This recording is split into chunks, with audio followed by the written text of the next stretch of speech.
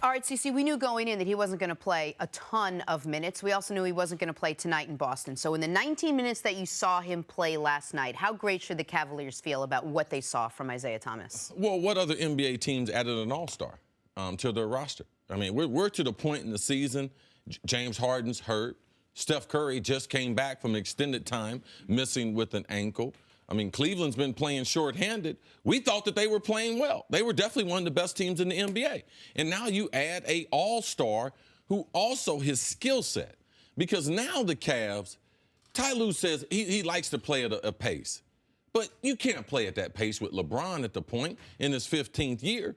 But with IT at the point, with D. Wade at the point, with LeBron at the point, like if they share those responsibilities, they can play up-tempo a lot more. They have another knockdown shooter in their lineup, so when they spread the court. The thing that I liked the most was his playmaking ability. We always talk about, how IT, he's a scorer. But he's also a point guard who is a playmaker. This is the first time that he's been able to play with the type of talent that he's playing with. So you could see that he's excited about being a distributor.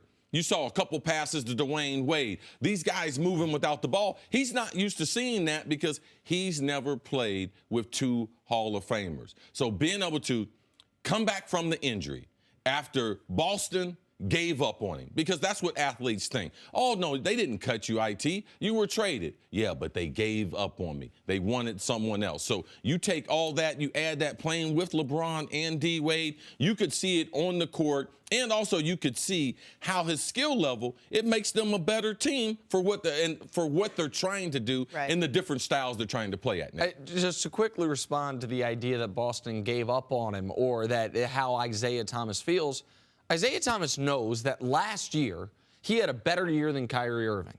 He was an All-NBA second teamer. Kyrie was not All-NBA first, second, or third team. He averaged more points than Kyrie. He shot a better percentage than Kyrie. And yet in this trade, it was Boston that had to give up, it wasn't Kyrie for IT straight up. Boston had to include Jay Crowder.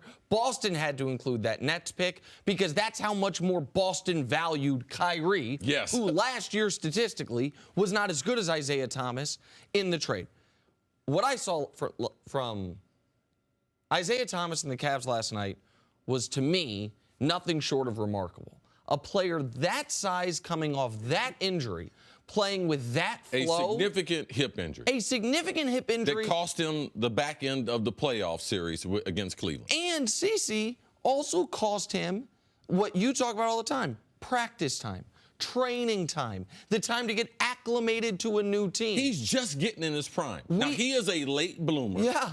I mean, he's been in his prime about 2.5, 3 years. He's just becoming and realizing that he's a star in the NBA. He's always thought that he was good, but until you get in the right position, until you actually do it in the game, you can have as much confidence as you want. But he's got a couple years where he's gotten the respect of NBA and NBA colleagues. And to be able to do what he did, I knew he'd be able to hit open threes. There was a moment in the, I think, late third quarter, LeBron found him in the corner. Actually, LeBron found JR, who then kicked it to Isaiah in the corner, open three in the corner, he knocked it down. But early in the game, when he drove to the basket and went off balance, left-handed scoop shot. Yes, off the pick and roll. He was so good at those things last year. And I don't want to say worried for him, and great job by our video department showing the play right there, to be able to do that in your first game back is spectacular, coming off that injury.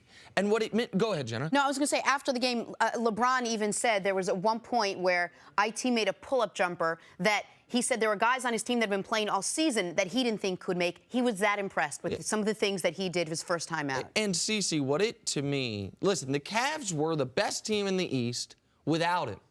You now add one of the 20 best players in the sport. You now add one of the 8 best pure scorers in the sport, and you add an element that the Cavs were desperately missing without Kyrie. Someone other than LeBron that can create their own shot. And when I was watching yesterday, even though we didn't see this lineup out there, I thought to myself, if you want to go pure offense, and you go a LeBron, IT, JR, Kyle Korver, Kevin Love offense, where LeBron can run the show with 4 knockdown shooters, or Isaiah can run the show, and LeBron can put someone in the torture chamber on the post, what are you going to do? If LeBron needs to rest, and you want to still have a good defensive lineup out there, but a lineup that can score. What about Isaiah Thomas, along with Dwayne Wade, Jeff Green, Jay Crowder, and Tristan Thompson? There's just so many different things you can do offensively. Their best lineup last night: Jeff Green, Kyle Korver, Isaiah Thomas, Tristan Thompson, Dwayne Wade. If that's Jose Calderon, not Isaiah Thomas, there's no one out there that can create their own shot other than Dwayne Wade if he's feeling it. So it opens up such a world of possibilities for a team that was already the best team in their conference. There's one thing that the Cavs needed. That was another ball handler.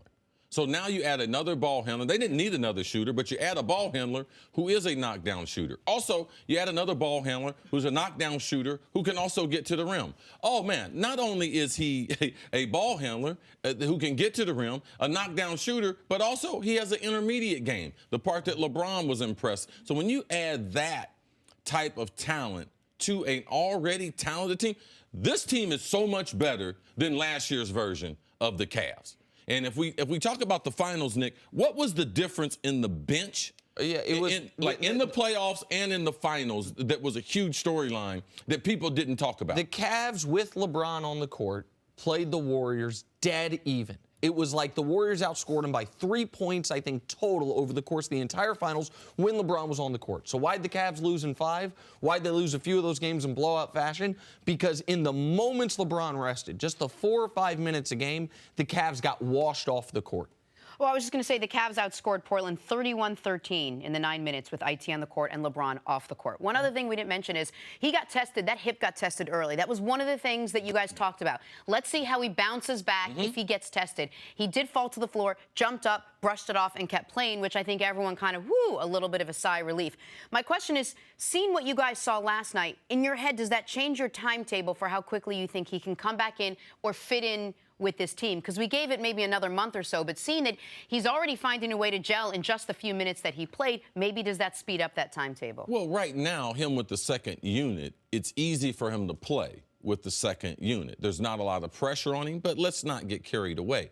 He had a significant hip injury. Today is a very important day.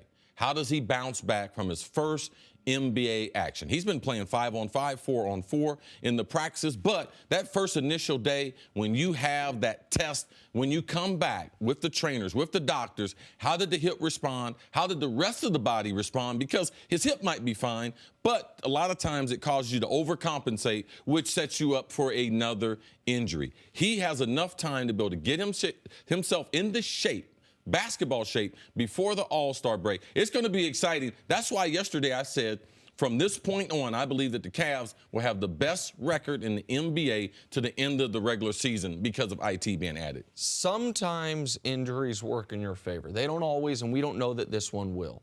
But last year, Kevin Durant getting hurt worked in the Warriors' favor. It let them get their mojo back, similar to the year before. Then when Durant came back from that injury before the playoffs, it was like a supercharger hit him.